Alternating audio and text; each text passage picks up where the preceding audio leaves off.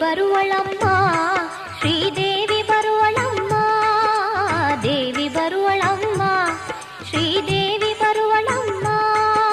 ಪಾಪ ಕಳೆದು ತಂಪನ್ನ ನೀಡಿ ತಾಯಂತೆ ಕೊರೆವಳಮ್ಮ. ವಾರ ಬಂತಮ್ಮ, ಶುಕ್ರವಾರ ಬಂತಮ್ಮ.